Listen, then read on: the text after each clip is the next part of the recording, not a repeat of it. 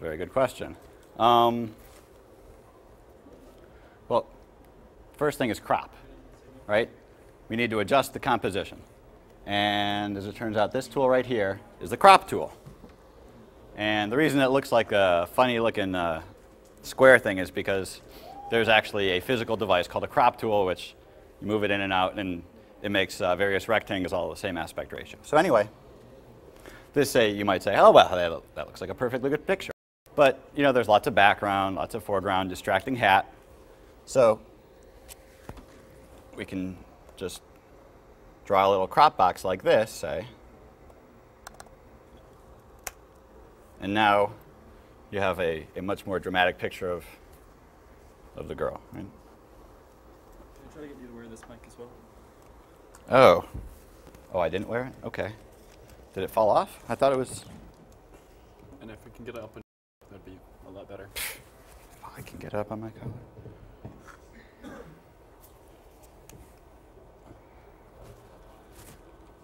Does that work? Yeah, just leave it hanging out over there. Thank you. Twice the mics, double the pleasure.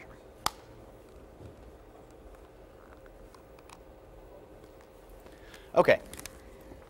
So, so cropping is pretty much the first thing you do to, you know, to take a snapshot and turn it into, you know, a nice photograph. Because a lot of people take pictures, you know, without zooming in on something, or, you know, they just weren't close enough, or maybe there's only one interesting part of the photo. You've got to crop. It's all about the crop. And next, levels. Now, you here actually have Photoshop. Anybody? Does anybody else use any other photo editors? PaintShop Pro, and you guys? The GIMP. The GIMP? Photoshop the GIMP. Photoshop the GIMP. Okay. Well, I've never used PaintShop Pro, but the GIMP has exactly the same tools, just in different places in the menu. Dialog boxes might be named differently, but it's exactly the same thing. Right? So, again, we got levels. So we got a nice picture of a pretty girl, but there's lots of distracting background here, which we really don't need.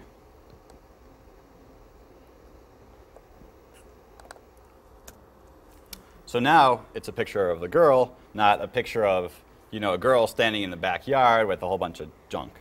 The problem is her face around here, kind of dark.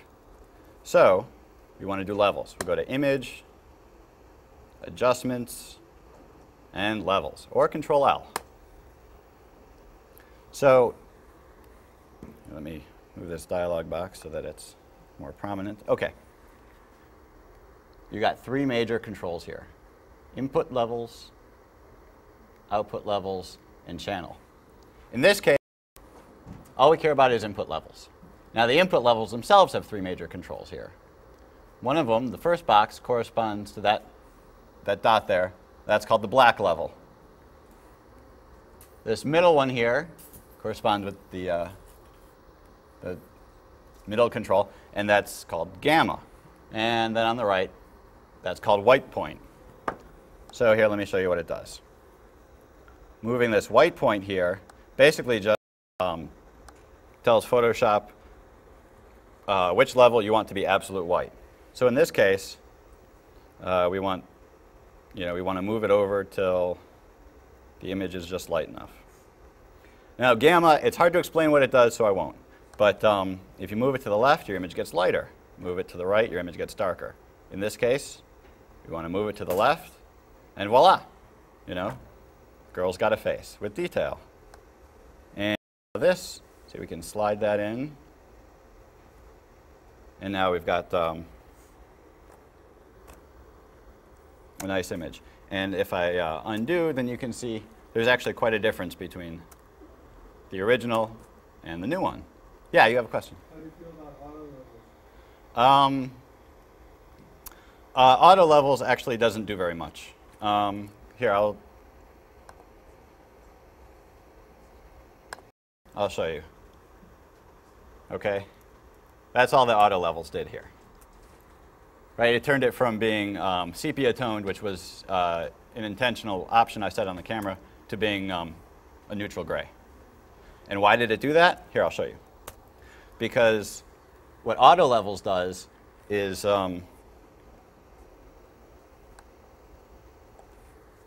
it just takes this this white thing and moves far enough left to to the point where it would hit these bumps here on the histogram, and it does the same thing with the black. Well, in this case, the histogram already has enough detail on the right side, and it's got enough detail on the left side. So auto levels doesn't really do anything with it.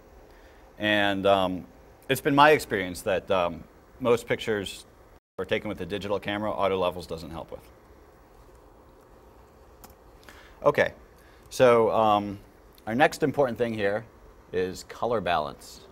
And quite simply, that's for balancing your color. Does anybody here know what the white balance on their camera does? Okay, most people don't know. Well, basically, to your eye, anything can look white if it's just the brightest there. So, so these incandescent lights up in the top of the room, they look white, and the sun looks white, but they're actually vastly different colors. And your camera doesn't really know which white your eye is looking at. So it just has to guess, or you can tell it. Now, in this case here, that's a cute picture of a baby, right? But we can do better. Why? Because the white balance is off. And so we can easily fix the white balance by going Images, Adjustment, Color Balance, or Control B. And how do you do all these settings? Well, actually, there's nothing scientific about it. I just move them left and right until I see it get either better or worse. So in this case, right? I'm sorry? The white balance adjustment is the same white balance adjustment we have on monitors. Well, monitors don't actually have a white balance adjustment. What they have is a white point setting. So you tell the monitor, when the computer tells you to display white, I want it to look like the sun outside, or I want it to look like the sun outside on a cloudy day, or something like that. But you're not actually adjusting the white of the monitor. So, okay, so it turns out moving this yellow slider over makes it look pretty good, although not on that. Unfortunately, our projector is very poorly calibrated. So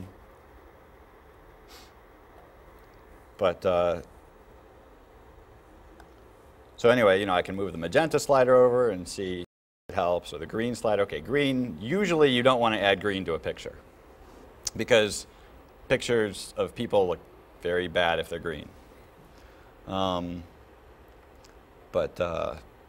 Again, cyan can kind of make people look sickly, but red, makes people look normal. So if you look at you look at the picture up here, you can see that looks like much more natural skin tones than what we have. And if I undo, you see this looks like, nice looking people. And in comparison, this looks like kind of sick looking people, right? But we're not done. We can still do levels. I'll move my white point over here. And now it looks like the room was fairly bright, right? And I can adjust this slider here till I see something that looks good. And I might say, okay, well, I want the face to be white, but that makes the picture washed out. So then I'll take my black slider and move it in. So instead of having a washed out picture, it's a nicely adjusted contrast. And you can see the difference here before and after. Unfortunately, it doesn't look as good on the projector as it does in real life, but we'll just have to live with that. Okay. And let's go to the next thing here. Hue, saturation. I will open a picture here. Okay, so for people who don't know color theory, hue is basically what we call color. Like red is a hue, green is a hue, blue is a hue, white and black are not hues. And saturation is basically the difference between brown and yellow. So a really saturated brown is actually yellow, and a very unsaturated yellow is brown. And so what we have in this case is a fairly ordinary looking picture of some pastels. And first thing we'll do is do samples, and you can see we have plenty of room to move this white point over here. And now we've got some nice brighter looking pastels. But allow us to go to the hue and saturation adjustment dialog here. And you see we can shift the hues, which very rarely does anything useful. We can increase the saturation, which makes it very bright and colorful. Or we can desaturate it all the way to black and white. In this case, we want colorful. So I can drag it out to, say, here, and we've got a nice, much more lively image. So from a little bit dull to more lively. Unfortunately, this projector doesn't show it as well as I would like it to. Okay.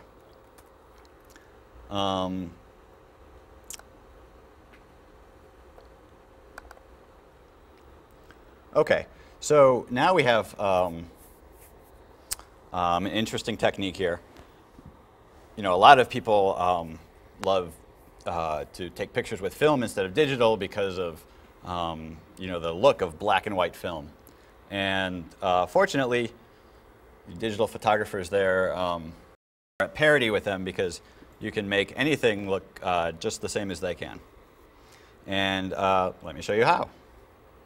Okay. So,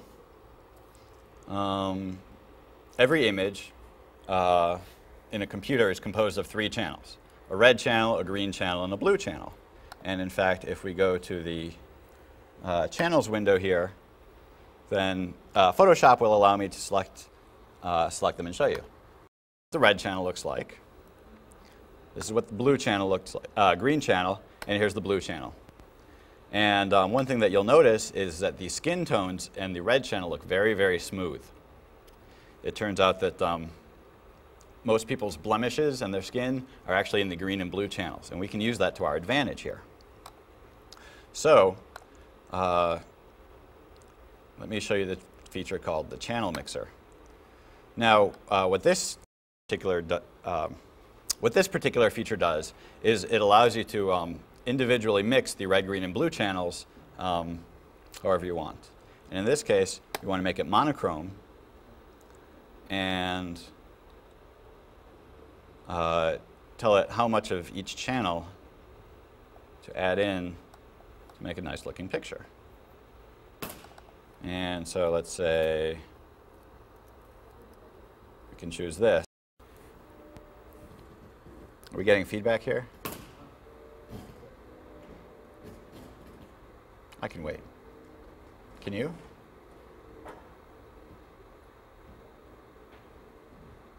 It's aliens invading.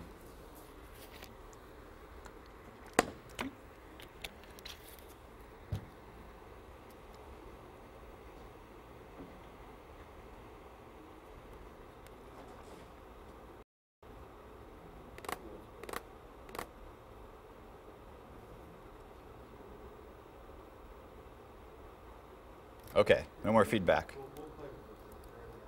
Okay, so so we've successfully mixed our channels to go from decent color to nice looking black and white.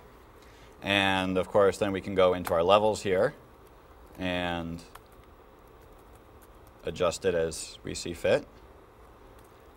And you might say, gee, that's a funny looking picture. There's a out of focus baby's head and somebody's wrist and a watch. I don't like that so much. Well, that's where cropping comes in. We just select the interesting part here. And now it's a cute little picture of a baby's hand holding her mommy's hand instead of the funny looking out of focus baby and some hands, right? So what I thought I would do is look at some audience submitted pictures here and demonstrate these techniques with, other people's average looking images. As it turns out, I'm not so good at making average looking images. So. Are you on the internet right now? You mean, do I have internet access? Yeah. You can pull some off my side if you want. Oh, okay. Well, here. This gentleman gave me his compact flash card, so I will look there to see if. Oh, we lost our VGA.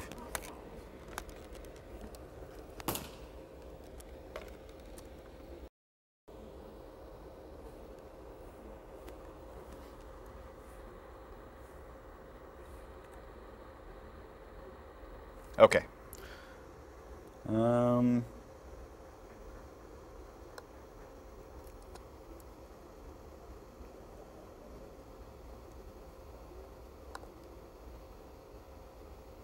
Drive E. Okay.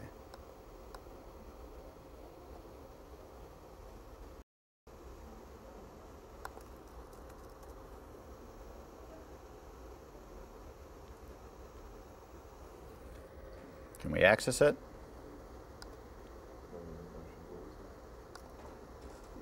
We may not be able to access the. Well, we can access it.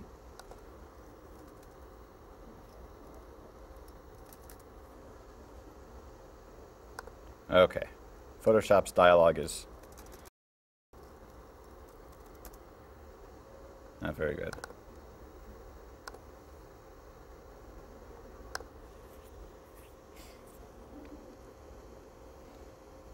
Okay. So, here's a photo. Right? It's a guy in a room at a HackerCon. We've got, this funny-looking curtain in the back here, this column, distracting out of focus foreground image. We can fix it. There we go. Right? See, it's no longer, a guy sitting in a room. It's a picture of a guy communicating. And we can crop it further. Okay. So now we can go into our levels here. Make his skin tones look nice.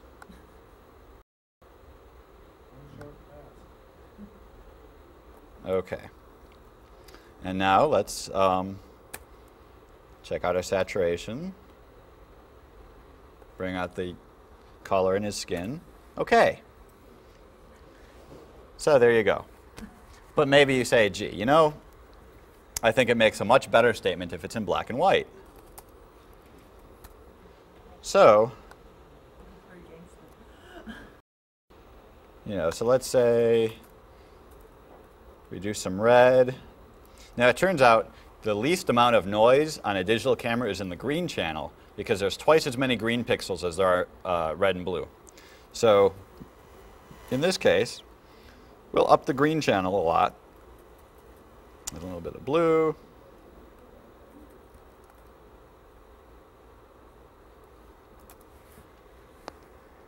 Okay, so we have a, nice piece of artwork instead of, just the guy in the middle of a room giving the finger. And here we can show what it looked like before and after. Well, actually, I guess to be fair, we really have to show the whole thing, right? Before and after. Before, after. Okay.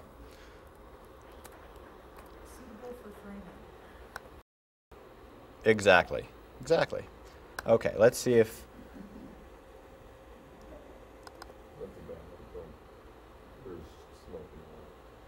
Is that bad?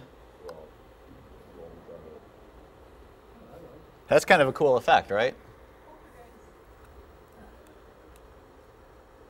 See, if we look at the different color channels, we can see where the smoke comes out the best. All right, you can see this is the red channel, which you can see because it says there's green and there's blue. In this case, it looks like blue is the best channel for the smoke here. Now, this is sort of tricky. How do we crop this? Well, we can get rid of the distracting bed and people.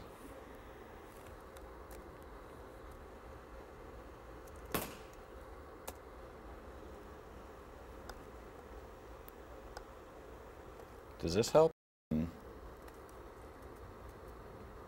There we go, and then we can bring out the smoke effect.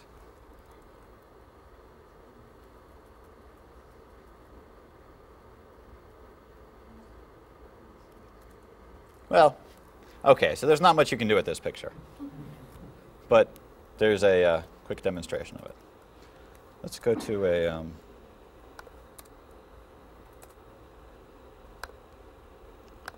no, I don't want to... I want to see thumbnails.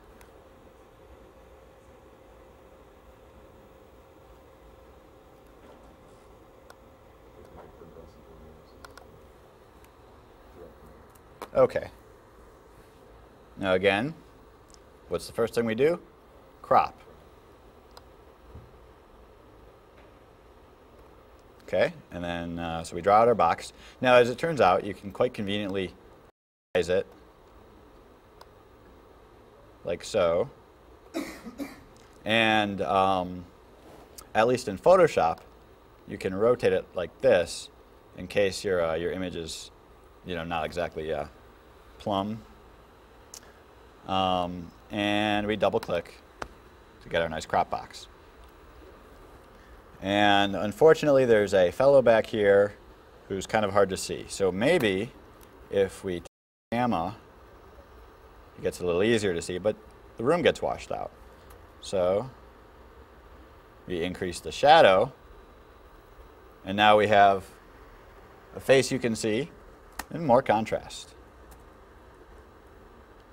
Now, of course, there's all kinds of other great things you can do, like you can remove this guy's red eye, and take some pictures of him where his eyes are open and copy them over here. But that takes lots of time. Who's got time for all that, right? We got pictures to process. We want to be done in 5 minutes or less.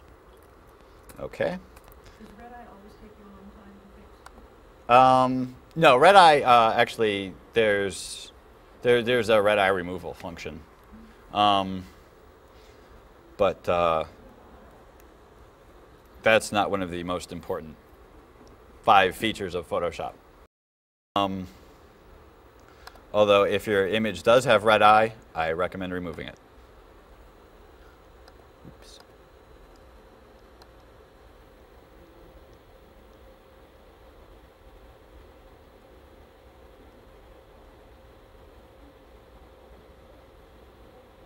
Ah, okay. Nice landscape of a city. Yeah. Oh, I'm sorry. Could you please explain layers, because I get really lost there. Layers. Okay.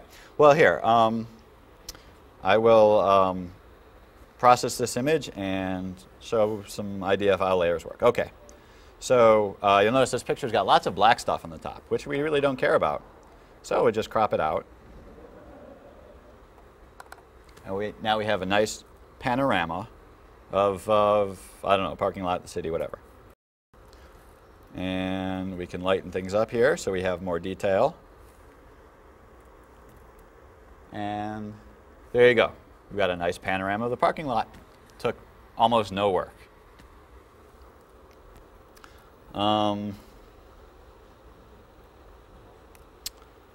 Here, before I forget, I will eject this guy's... Ooh, that's what you think.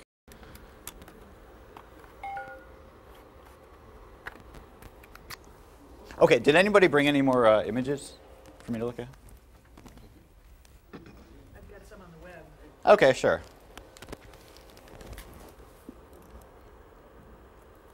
Oops, let's not go there. Okay, what's your website? Elomka.com, ELOMKA.com / Oops. Slash? Cryptos, KRYPTOS. We'll take one of the CIS cryptos for this and see what we can do.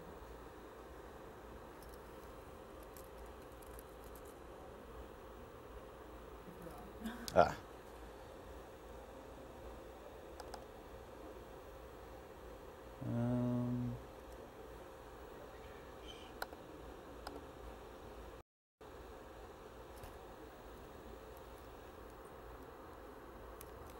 Yeah, if it's a hassle, I just go away. Yeah.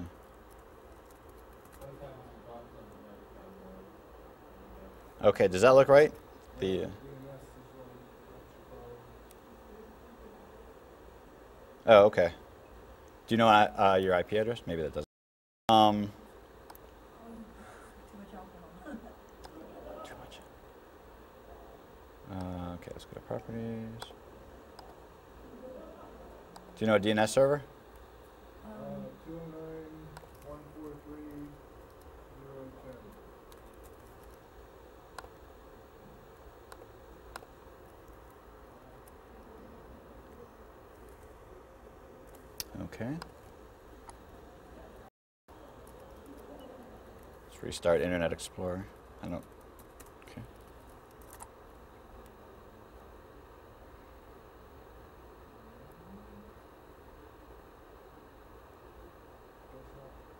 I've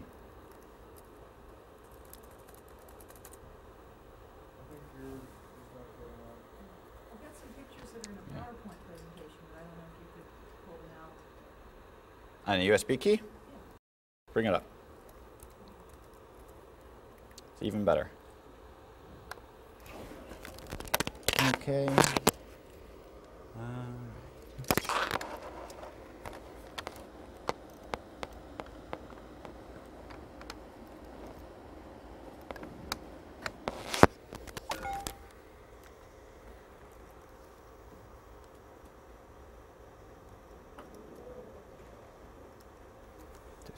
Okay. USB. Okay.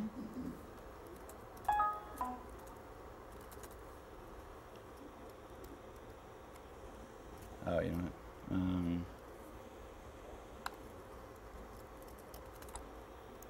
Okay. What do you want me to look in? Where's the PowerPoint? Look under current. I may have lied. I may have taken everything off. There's. Yeah, there you go. Which one? Oh. And there's one guy. Should we look at that? Oh, no, okay. Pretty much it. You go to the Cryptos Hackers talk idea for hackers conference.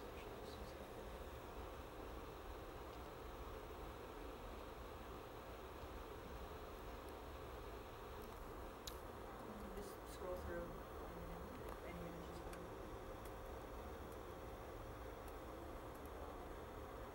That's off the CI. Oh, okay. Well, here. Let's copy. Paste. Okay. So here's a nice image. But to me, it looks a little bit dull. And if we go in here, we can make it lighter, increase the contrast, bring out some more detail. Okay. And I don't know about you, but this building in the background is kind of distracting me. So, as a matter of fact, I would crop it even tighter. Unless you need to show the context of, like, say, what building it's in front of. You don't need the building, right? People are going to look at the building instead of your subject here. So, make it as you want. Now, It's much better. Well, maybe not much better, but it's better than it was before. So let's see if there's any other good pictures.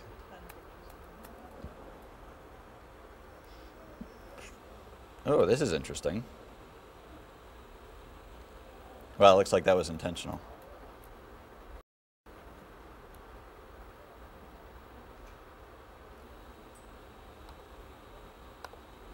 Here's another picture.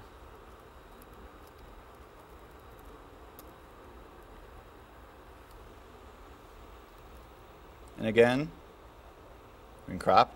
Do we really need the it's back there?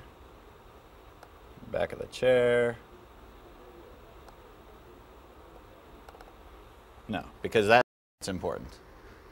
All the other stuff on the sides, not important at all.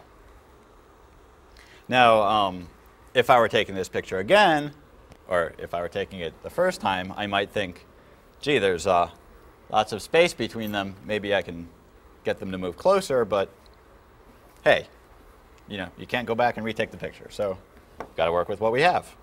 In this case, cropping works.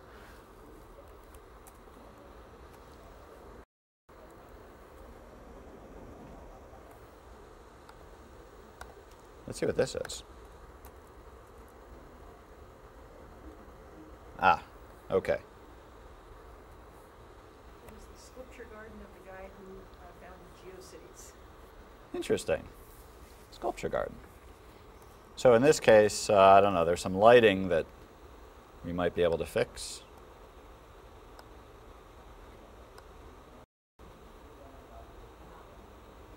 Bring out some detail. Well, unfortunately, this is like a 0.02 megapixel image, so there isn't that much we can do with it. But you know, what I would do if I had more pixels, I'd crop it like probably right here, because we don't really need this tree. And believe it or not, we have this big, tall, vertical thing here, like this. It does not need to be in the center of the frame. As a matter of fact, I think it looks better with it off to the side there. Okay.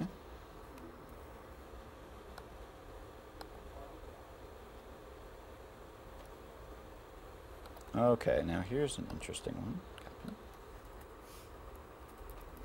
Paste.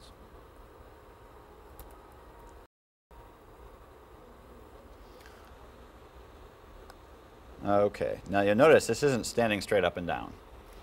Maybe you don't want it to, maybe you do. In this case, we can fix that by rotating our crop box slightly and then cropping it. So you made the crop box small to line it up next to the sculpture first. Right. Right. Now there are other ways of rotating, but in this this is how I like doing it. So, and as a matter of fact, I think I want this this major sculpture to be more prominent in the frame, so I'll crop even more off here. And that's a much more artistic presentation than what we had before. You know, you may not agree, but like to come up and try their hand at it. I'd be pleased to allow them. Nobody? Nobody wants to? Okay. Now somebody before asked about layers. I must admit, you know, when they were first introduced in like Photoshop 3, I thought, you know, gee, things are just getting out of hand now. You know, there's all these complicated features and they're bloated. It turns out they're actually very handy. And here, let me give you a quick demonstration. Okay, so what we have here is a blank canvas. And this is called a background.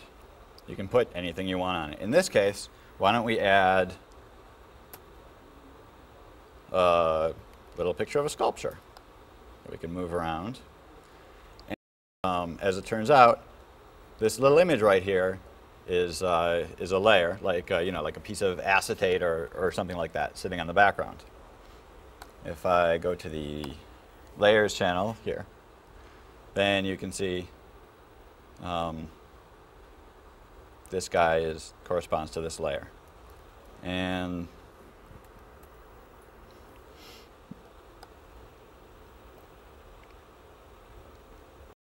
now we can drag this other thing from Photoshop and voila, now we've got two layers that we can move around.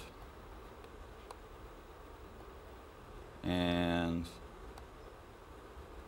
see, they act just like different layers, and we can reorder them like this. So now this guy's on top. And the beauty of layers is that it allows you to have, it's essentially like having multiple objects in one image that you can move around. So you might, you could easily, say, make a collage like this and be able to manipulate each individual picture as a separate object. And in this case, let's say we put this other guy on top, but you can change the layer's opacity so that you can see through it like that, right? And make it look like a watermark or something. And there's, let's see, what other kinds of things you can do. There's all kinds of awesome layer effects. Like, let's say, we can give the thing a drop shadow, right? And if we zoom in, you can see layer's got a drop shadow like this, and we can move it around. The drop shadow follows. It's attached to that layer. If we put it back on top, then you can see the drop shadow goes back on top with it. If you add text,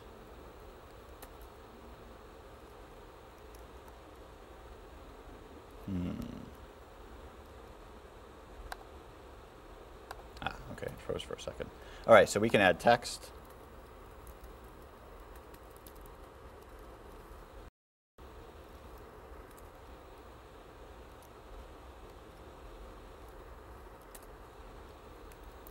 And that's also its own layer here.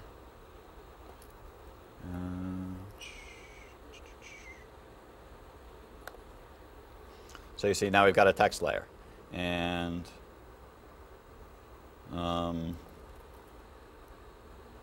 we can do all kinds of transforms. We can bigger, smaller,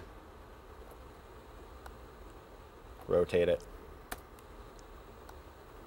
and manipulate it just like it's any other object. Now, before layers existed, once you type something into Photoshop and you hit enter, that's it. It's baked into your image. Now that it can be a separate layer, you can take it, you can make it another font, you can add all kinds of additional features like this. We gave it a little outer glow, so now you can see it against the background. You can you could change the font, do all sorts of things, whatever the hell you want.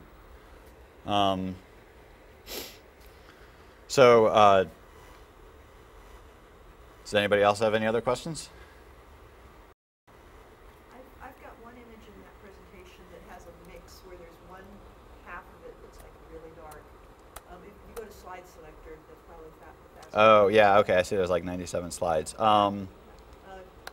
Is this? If you go to the bottom left and you see where it's got the floor grid. Ah.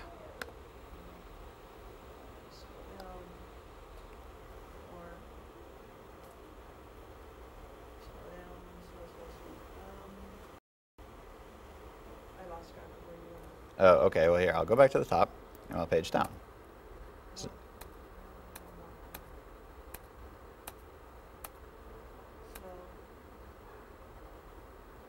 okay. Did I miss it there? Back up one.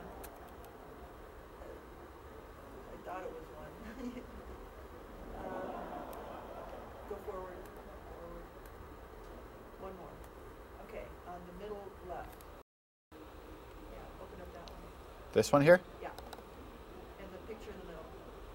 Okay. Copy that.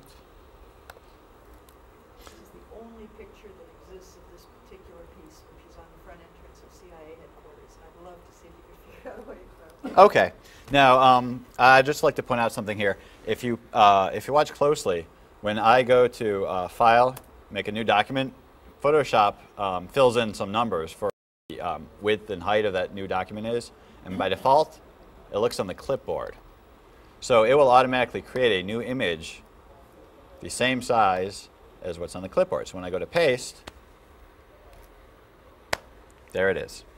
It is exactly fitting in the new image. So unfortunately, this is very pixelated, and you see there's lots of shadow on it. So what I would do in this situation is an adjustment that I didn't talk about, but it's called shadow highlight. And this is a very nice new feature of Photoshop, but it's not that universal. So I don't think you can use it in the GIMP or Image Magic. So I didn't talk about it. But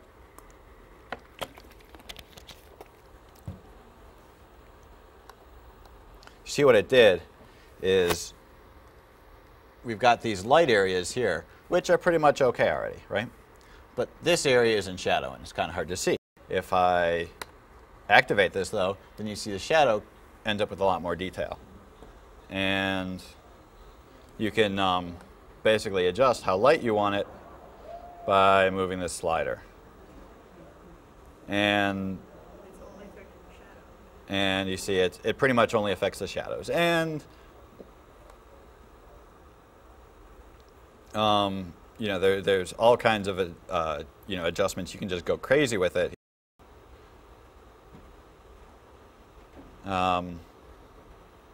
But that's what we have. Now, unfortunately, this particular image is actually scaled up from a much smaller image, and what I see here is lots of JPEG artifacts. So there's not that much that we can do to recover information from it, but it depends on what you're looking for.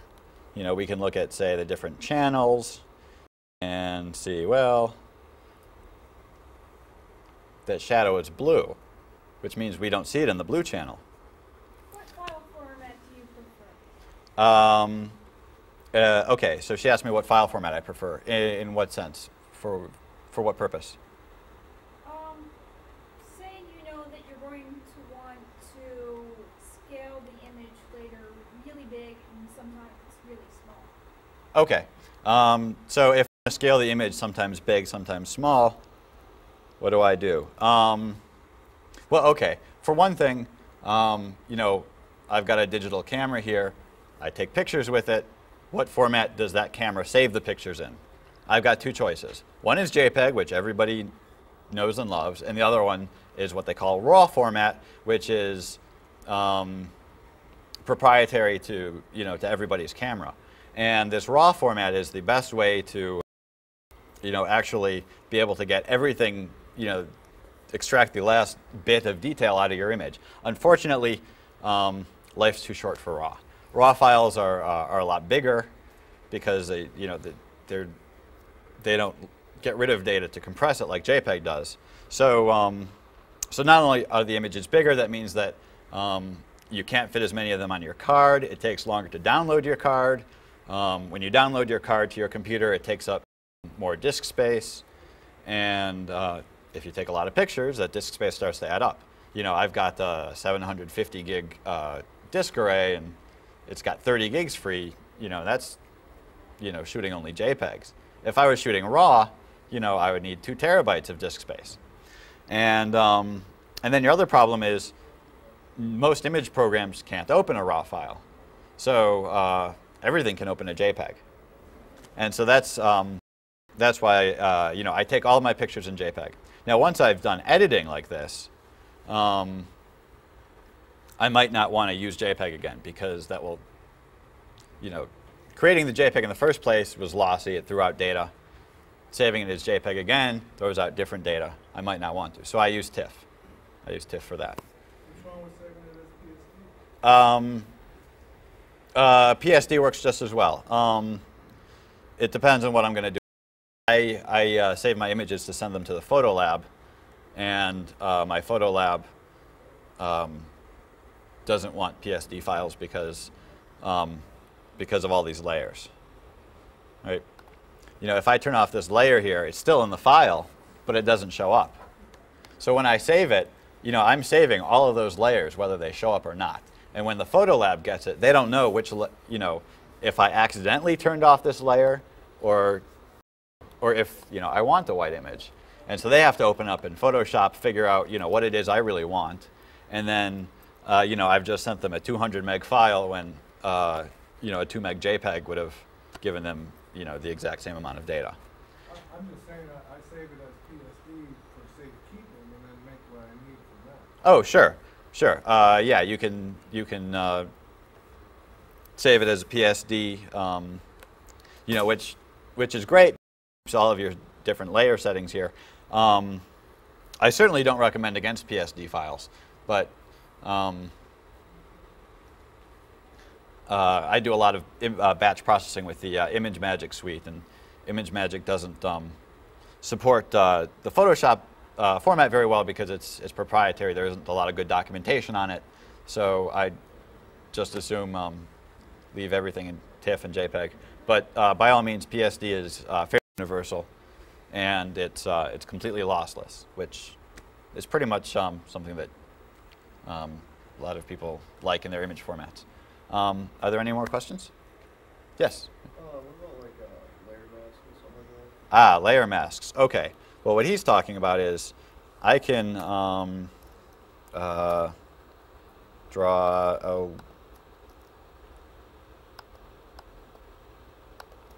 let's say ellipse here.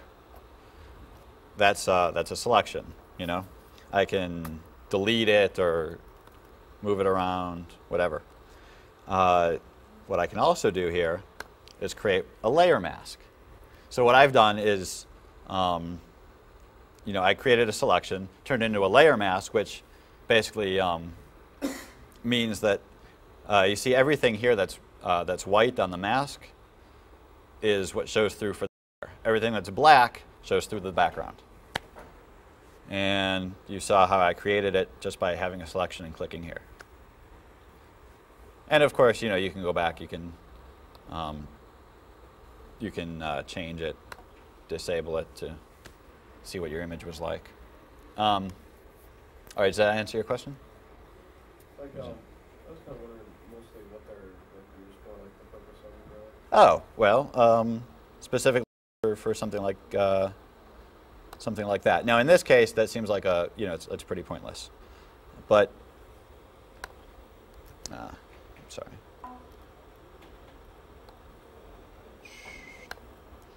Allow me to demonstrate. Okay, does anybody know what a vignette is? Okay, so that's basically taking the images and making it fuzzy. So I will show you this, and then I will be done. Select feather, 5 pixels. Okay, so now instead of having a sharp outline, see there's a nice fuzzy outline. And that's, you know, that's pretty much the primary use of layer masks as far as I can tell. Did you use a layer mask to expand colors in something? No. Oh, you're No. I can show you how I afterwards. can show you one. This is from an infrared camera. Oh, okay. It's of temperature. Oh, great. If you want to see. Yeah, well, you guys can probably turn on the lights because this is sort of over, but That's a little different.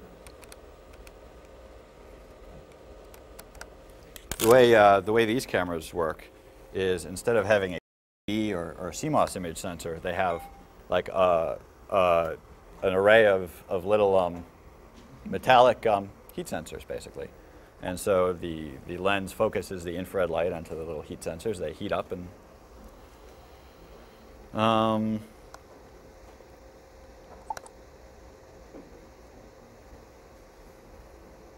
okay, so is this like one of the...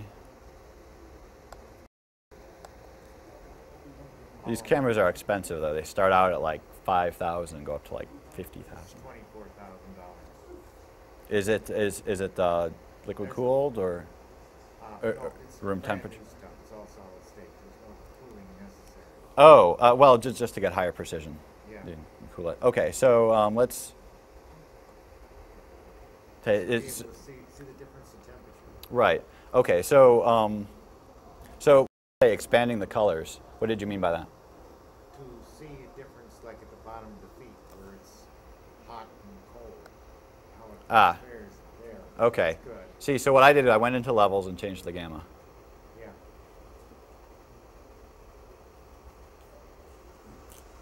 Oh yes, feel free to hand out those tickets. So, okay, so does that answer your question? Yeah, I guess. Okay. Well, here, I will.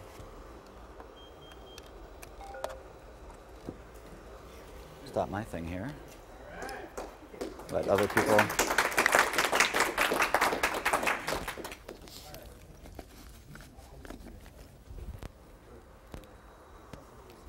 These things have changed so much. A few years ago, you had a gas tank and everything. Today, man, they can get extremely sensitive. Oh, yeah. You can come up and ask me questions. I just have to let somebody else use the room.